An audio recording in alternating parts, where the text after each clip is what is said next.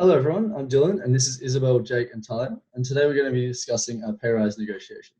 So for a few years now, I've been a full-time DJ, freelance DJ and photographer, and one of my biggest clients is District Promotions, who run regular events at Paramount Nightclub among others. Back in March 2019, after working for them for 2 or so years, I recognized that I was worth more to the company than I was being paid, and set up a meeting to discuss a pay rise.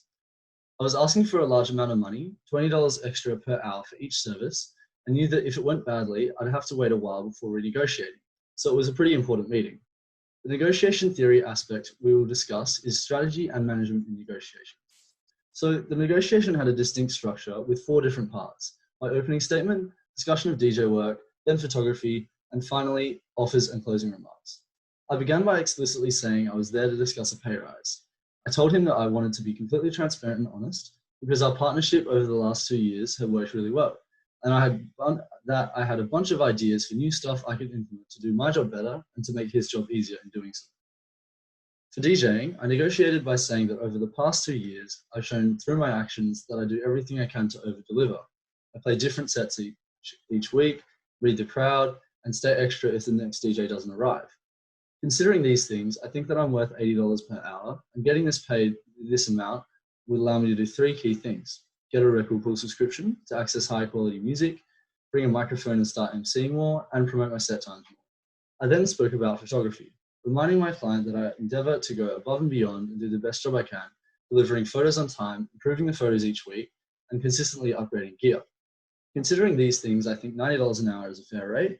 The industry standard is also $100 an hour, so not only has he been saving money for years, but he'll actually continue to do so. This rate would also allow me to do 3 extra things, which are handle the Facebook photo uploads, create new presets, and share the albums on my Facebook page. The client agreed on both rates, but only accepted the photography rate on the condition that I also do live uploads every second week. I then finished the conversation by asking if there was anything else I could do better. Talia will now discuss the negotiation levels. So the negotiation model that we have chosen to apply to our case study is Anne Douglas's 3-phase negotiation model. So Douglas suggests that negotiations go through 3 phases, with them essentially being competitive to start with, then cooperative for a while, and then becoming more competitive as the negotiators close in on an agreement. The negotiators go through a period of sparring and testing as the 2 parties present and defend their respective positions almost to the very end, where they finally begin to look for compromise positions. Douglas outlines that the first phase of a negotiation model is establishing the bargaining range, which involves auditing the range in terms of areas of disagreement. So in regards to the case study, Dylan founded the negotiation on this phase by making the whole purpose of the meeting to discuss his dissatisfaction with the current pay rates he received for his DJing and photography services. Dylan indicated how by his employer increasing the current amounts by an extra $20 per hour for both services, it would allow him to do key things in both DJing and photography, as were previously mentioned. These further iterated negotiation points outline the second phase of reconnoitering the range, as it seeks out the areas that hold some promise of agreement. These points assisted in shifting Dylan's employer's perspective on the situation from competitive to more cooperative, as he could see and agreed on the extra value that could be earned from the remuneration increase given to Dylan. He did, however, not agree to the new pay rates that Dylan had stipulated. Dylan rebutted this statement by indicating that he was asking for lower than the industry average. These points of contention outline the third phase of precipitating the decision-making crisis, as this is the period of which the parties again come forward to take over the center of the stage, announcing their formal agreement. Dylan's employer agreed to the new terms. So Douglas summarizes that obviously the outcomes in bargaining bear some direct relationship to the willingness of the parties to operate on a deliberately built-in margin of indeterminacy, which is not made determinate until certain processes have been worked throughout the table. So I will now pass on to Dylan, who will explain in further detail the strategies he used during the negotiation process. In negotiation, a strategy is defined as a predetermined plan of action to achieve negotiation goals. Several key considerations were factored into my choice of strategy for this negotiation. Whilst my primary objective was to increase my pay rate, I also placed considerable value on retaining a positive relationship with this client. He was giving me regular work for around 2 years and I had enjoyed the opportunities he was giving me. I also knew that if this negotiation didn't go as planned, it would be a long time before I'd be in a position to negotiate again. In terms of negotiation theory, I employed a mix of integrative strategies in which parties collaborate to find a win-win solution before moving into a distributive strategy in which one party gains only if the other loses, in order to build an argument based on principle. Within the integrative strategy I employed in the meeting, I initially used the affiliation strategy, using my opening statement to establish rapport and remind the client of the past successes we'd had together over the duration of our partnership. This functioned to frame the negotiation with a feeling of positivity and optimism before discussing any specific details. I then employed the coordination strategy, using a very factual way of communicating the specific reasons I already felt I represented great value to his business, before stating specific ways in which I could add extra value with the extra money. We now arrive at the distributive stage of the negotiation. Knowing that other work was available to me through my other clients at the time at pay rates higher than $60 an hour, and that I was free to drop this client at any time, allowed me the security to be able to present a take it or leave it style dominant strategy, should the client deny my offer. This functioned as my best alternative to a negotiated agreement, or BATNA, but fortunately, I didn't need to use it.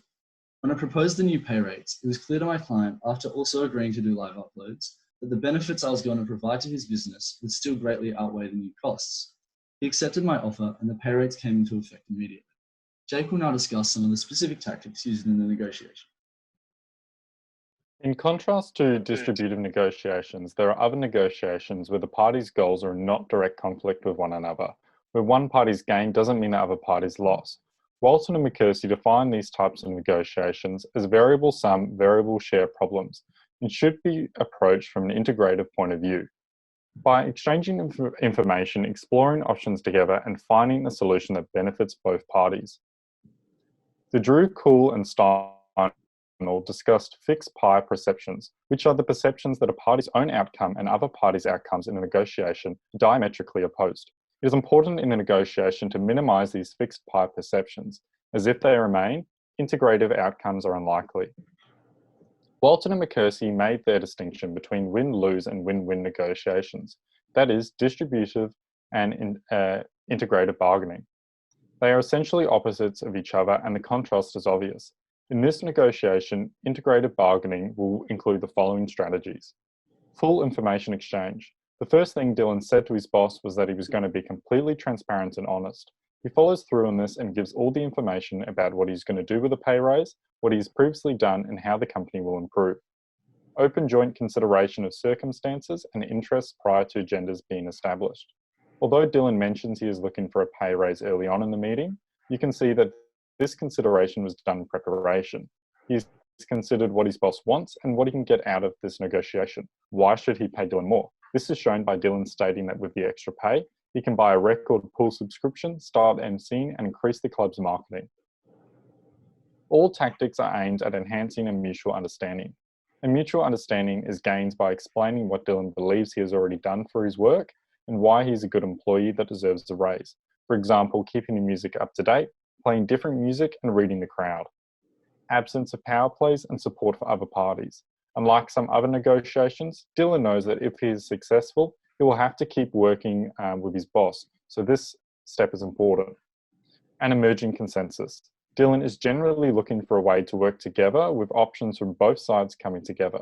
Again, this is shown by Dylan specifically inviting his boss's point of view and opinions and coming to a mutual agreement.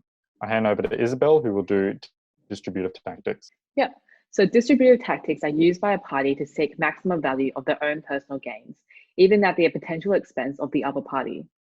Concerning our case, there isn't actually a lot of distributive tactics that Dylan had to use, and this is because he has a really strong BATNA, with the option to leave the company completely. Thus, he doesn't have to use purely competitive tactics to win a power advantage to get what he wants from the negotiation.